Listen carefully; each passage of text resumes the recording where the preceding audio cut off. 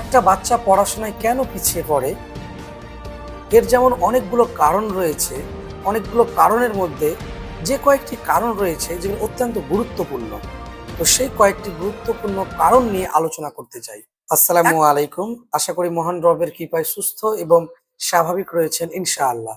১ নম্বর point সেটা হচ্ছে প্রতিনিয়ত স্কুল না আসা। কোনো বাচ্চা যদি প্রতিনিয়ত স্কুল না আসে, সে কিন্তু দিন দিন কিন্তু পড়াশোনায় পিছিয়ে যাবে। আজকে আমরা দেখেছি যে বাচ্চাগুলোর রেজাল্ট খারাপ, যে বাচ্চাগুলো পড়াশোনায় ভালো নয়, তাদের অন্যতম কারণ তাদের অ্যাটেন্ডেন্স যদি দেখতে গিয়েছি, তাহলে সমস্যায় পড়েছি। বিশেষ করে বাচ্চাদের, যে যাদের এই অ্যাটেন্ডেন্স কম রয়েছে, সেই সকল বাচ্চাগুলোই কিন্তু পিছিয়ে পড়েছে। আরও কিছু কারণ রয়েছে, যেমন পরিবারের সঠিক দিক নির্দেশনার অভাব। অনেক সময় অভিভাবকরা বাচ্চাদের পড়াশোনার প্রতি পর্যাপ্ত মনোযোগ দেন না, বা সঠিকভাবে তাদেরকে গাইড করতে পারে না, বা শৃঙ্খলার অভাব। কিছু কিছু গার্ডিয়ান ভাবে যে বাচ্চাকে স্কুলে অ্যাডমিশন করিয়ে দিলাম মানেই স্কুলের সমস্ত রকমের দায়িত্ব, কিন্তু তেমনটা নয়। গার্ডিয়ান হিসাবে আপনাকেও কিন্তু কিছু দায়িত্ব পালন করতে হবে। তারপরে যেটা রয়েছে শৃঙ্খলার অভাব। পড়াশোনার জন্য যে নিয়মিত সময় না দেওয়া, পড়াশোনার যে সঠিক একটা রুটিন না থাকা, মানে বাচ্চাটাও জানে না যে সকালে ঘুম থেকে উঠে আমাকে কি করতে হবে, এই যে রুটিনের অভাব। বিকালবেলায় আমাকে কি করতে হবে, এই যে রুটিনের অভাব। এই জিনিসের জন্য বাচ্চারা অনেক সময় পিছিয়ে পড়ে এবং তার ব্রেনটা প্রস্তুত থাকে না যে আমি কোন সময় কি করব। এবার আপনি যদি আপনার বাচ্চাকে রুটিনটা শিখিয়ে রেখে দেন, ঘুম থেকে ওঠার পরে এটা করতে হবে, বাচ্চা কিন্তু প্রস্তুত আগে থেকেই যে আমাকে ঘুম থেকে ওঠার পরে এটা করতে হবে, যেটা আমার নিত্য প্রতিদিনের রুটিন। তো আপনার বাচ্চার একটা শিডিউল তৈরি করুন, কখন সে পড়বে, কখন সে ঘুমোবে, কখন সে একটু সময় স্পেন্ড করবে।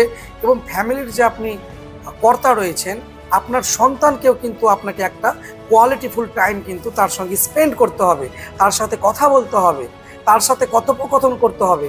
এর মাধ্যমেই একজন বাচ্চার ব্রেন কিন্তু অনেক পরিমাণে কিন্তু বিকশিত হয়, যেটা কিন্তু আমাদের এখন বর্তমান সমাজে অত্যন্ত অভাব। আমাদের হাতে যদি একটু সময় বাঁচে, আমরা সেই বন্ধুদের সাথে আড্ডা মারি, নয়তো মোবাইল নিয়ে রিলস দেখি, শর্ট ভিডিও দেখি। এই নিয়ে কিন্তু আমরা কিন্তু আমাদের সন্তানদেরকে সঠিক একটা কোয়ালিটিফুল টাইম দিতে পারছি না, যার কারণে বাচ্চারা অনেক সময় অনেক জায়গাতে কিন্তু পিছিয়ে যাচ্ছে। তারপরে বেসিক যে উইকনেস রয়েছে, অর্থাৎ মৌলিক দুর্বলতা। প্রথম থেকেই যদি আমরা আমাদের যে গণিত সাবজেক্ট রয়েছে বা বিভিন্ন ভাষার উপরে যে বিষয়গুলো রয়েছে, বিষয়ে ভিত্তি শক্ত না হয়, তবে সামনে গিয়ে তারা আটকে যায়।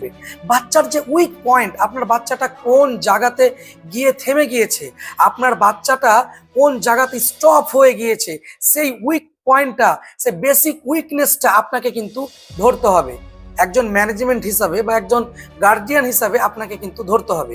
স্কুলের যে ম্যানেজমেন্ট রয়েছে, হয়তো আমরা বয়স হিসাবে বাচ্চাদেরকে আমরা স্কুলে অ্যাডমিশন নিয়ে নিচ্ছি, সেক্ষেত্রে অনেকটা প্রবলেম কি হচ্ছে, যে বাচ্চাকে হয়তো আমি 2 এ ভর্তি করে নিলাম, কিন্তু এখনও সে হয়তো অক্ষরটাই ভালো করে চেনে না। তাহলে সে 2 এর সিলেবাস কি করে সে কমপ্লিট করতে পারবে, সে 2 এর সিলেবাস কি করে পড়বে? তার যে দুর্বল জায়গাটা রয়েছে, সেই দুর্বল জায়গাটার প্রতি আমাদেরকে বিশেষভাবে লক্ষ্য রাখতে হবে। আজকে যদি আমি বিভিন্ন স্কুলের ব্যানার দেখতে যাই, আজকে যদি বিভিন্ন স্কুলের ফেসবুক পোস্ট দেখতে যাই, তাহলে সেখানে একেবারে স্বচ্ছভাবে লেখা থাকে যে দুর্বল বাচ্চাদের প্রতি আমাদের যথেষ্টভাবে যত্ন সহকারে পড়ানো হয়। দুর্বল বাচ্চা তো তারাই যারা তাদের বয়স অনুযায়ী তাদের মেধাটা অনেক কম রয়েছে।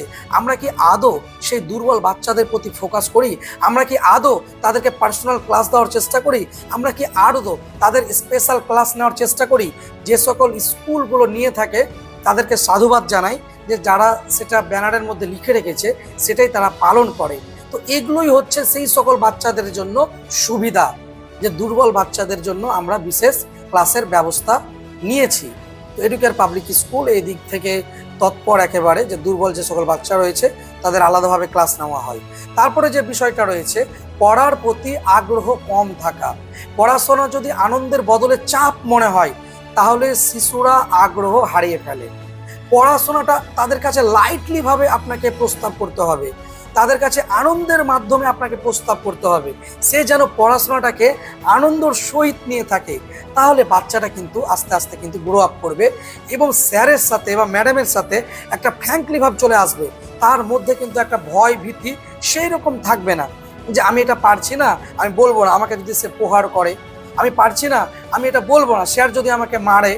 তো এই যে আমরা যে শিক্ষার্থী রয়েছি বা শিক্ষক রয়েছে, শিক্ষকের একটা নীতি হয়ে থাকবে যে বাচ্চা যতবার জিজ্ঞাসা করবে আমি তাকে ততবার বুঝিয়ে দেবো। আর শিক্ষার্থীর এইরকম একটা নীতি থাকতে হবে যে আমি যতবার না পারবো আমি ততবার স্যারকে জিজ্ঞাসা করব। কিন্তু অ্যাজ এ একটা নার্সারির বাচ্চা, অ্যাজ এ একটা ইউকেজির বাচ্চা, ওয়ানের বাচ্চা, তারা তো নিজেরাও বোঝে না অতটা যে আমি পারছি কি পারছি না।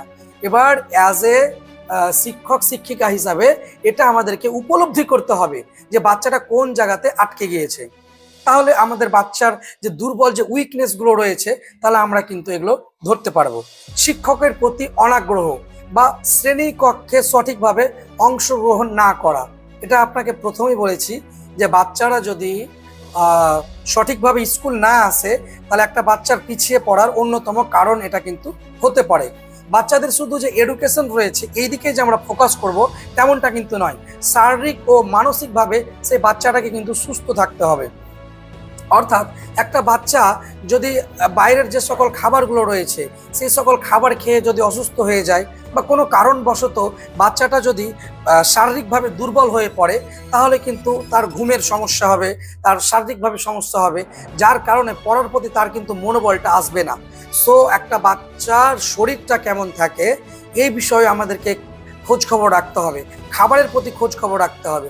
সে বেশি ফাস্ট ফুড খাচ্ছে কিনা বা বাইরের যে সকল খাবারগুলো রয়েছে কুরকুরে বা আলুর চিপস, যে সকল বিষয়গুলো মানে বাচ্চাদের লিভারের অত্যন্ত পরিমাণে ক্ষতি করছে সেই সকল খাবার থেকে তাদেরকে দূরে রাখতে হবে এবং তাদের শরীরের কিন্তু তাদের একটা বিশেষ গুরুত্ব রাখতে হবে, খেয়াল রাখতে হবে। আর মানসিকের যে বিষয়টা রয়েছে, আমরা বাচ্চাদেরকে অনেক সময় অনেক রকমভাবে টর্চার করে থাকি, অনেক সময় অনেক রকমভাবে মানসিক চাপ দিয়ে থাকি। সেই মানসিক চাপগুলো থেকে আমাদেরকে কিন্তু দূরে থাকতে হবে। হয়তো বাচ্চার মা, হয়তো বাচ্চার বাবা বা মা বাচ্চাকে অনেক মারধর করলো, অনেক মারধর করার পরে হয়তো বাচ্চাকে শিখিয়ে দিচ্ছে মিথ্যাভাবে যে তোমার আব্বু যদি আসে তাহলে তোমার আব্বুকে বলবে যে আমি আপনাকে কোনো ধরনের টর্চার করিনি বা মারিনি। বাচ্চাকে এরকম মিথ্যে শেখানো হয়। কেন মিথ্যে শেখানো হয়? কেননা তার আব্বু যদি বাড়ি আসে, যদি জানতে পারে যে তার মা অনেক মারধর করেছে এবং সেটা যদি বাচ্চা তার বাবাকে বলে, তার বাবা হয়তো তার মায়ের অর্থাৎ তার ওয়াইফের বিরুদ্ধে স্টেপ নেবে। এই কারণে অনেক গার্জিয়ান কিন্তু বাচ্চাদেরকে মানসিক চাপে রাখে। হ্যাঁ, কোনো কিছু সমস্যা হলে সেই সমস্যাটা তাদেরকে বলতে দেয় না বাড়িতে, হ্যাঁ বলতে বারণ করে, এরকম সমস্যা হয়ে থাকে। এবার মা শাসন করবে এটা অবশ্যই, তবে শাসনটা যেন সেই লেভেল পর্যন্ত থাকে। শাসনটা এমনভাবে হবে না যে শারীরিক যে প্রবলেম সে প্রবলেমটা যেন না আসে। আর আপনার দোষটাকে ঢাকার জন্যে আপনি বাচ্চাকে মিথ্যা কিছু শেখাবেন না। তারপর আরেকটা যেটা রয়েছে, সমাজ ও পরিবেশের অভাব। আজকে আপনার বাচ্চাটা প্রতিনিয়ত স্কুল আসে কিন্তু আপনার বাচ্চাটা যে সকল বাচ্চাদের সঙ্গে খেলাধুলা করে সেই সকল বাচ্চাগুলো কিন্তু স্কুল যায় না, তাদের পরিবেশের অভাব। হ্যাঁ, আপনার বাচ্চা 10টা বাজলে স্কুল চলে যায় কিন্তু আপনার পাশের বাড়ির আশেপাশে যে সকল ছেলে মেয়েগুলো রয়েছে তারা সারাদিন টোটো করে খেলাধুলা করে বেড়ায়, যার কারণে ওই বাচ্চার মনোবল কিন্তু আস্তে আস্তে কিন্তু সেই দিকে কিন্তু পরিণত হবে। অর্থাৎ তারা যখন খেলাধুলা করবে, আপনার বাচ্চাকে যখন আপনি স্কুল পাঠাবেন আপনার বাচ্চা কিন্তু স্কুল যেতে চাইবে না, কারণ তার বন্ধুরা কিন্তু স্কুল যাচ্ছে না। তো আপনাকে পরিবেশও ঠিক রাখতে হবে। আর এরকম ছেলেদের সাথে আপনার বাচ্চাকে কখনোই মিশতে দিতে হবে না, বা এরকম পরিবেশের বাচ্চাদের কাছে আপনার সন্তানকে মিশতে দিতে হবে না। সবসময় এরকম ভাবে তাদেরকে মিশতে দিবেন যাতে করে বাচ্চারা পরিবেশ ঠিক আছে, নিয়মিত তারাও স্কুল যায়। যখন আপনার বাচ্চারা সেই রকম বাচ্চার সাথে উঠা বসা করবে তখন তাদের খেলার যে ইটা রয়েছে সেটা অতিরিক্ত পরিমাণে বেড়ে যাবে এবং বাচ্চারা স্কুল আসতে চাইবে না, তাদের সাথে সব সময় থাকতে চাইবে। তারপরে যে অতিরিক্ত চাপ রয়েছে, যে প্রেসারটা রয়েছে, অনেক সময় অতিরিক্ত প্রত্যাশা বা অতি বেশি যে পড়ার চাপের কারণে বাচ্চারা অনেক ক্লান্ত হয়ে পড়ে, এর ফলেও যে নেতিবাচক একটা প্রভাব পড়ে। তো আমরা অতিরিক্তভাবে বাচ্চাদেরকেও চাপ দেব না। অনেকগুলো কারণ রয়েছে, এটা শুধুমাত্র 10 মিনিটের ভিডিওতে এটা বলা সম্ভব নয়, এর জন্য কয়েক ঘন্টা সময় লেগে যেতে পারে। তো সকলের কাছে আমার অনুরোধ রইল যে আপনারা যদি ভিডিওটা শেষ পর্যন্ত প্রথম থেকে শেষ পর্যন্ত দেখে থাকেন তো অবশ্যই কমেন্ট করবেন যে হ্যাঁ আপনি ভিডিওটা সম্পূর্ণ দেখেছেন। এবং বন্ধুদেরকে বলবো ভিডিওটা শেয়ার করে দেবেন সকলের কাছে। প্রতিটা গার্ডিয়ানের এই সকল বিষয়গুলো জানার উচিত। সকলে সুস্থ থাকবেন, সকলকে সুস্থ রাখবেন। আসসালামু আলাইকুম, ধন্যবাদ।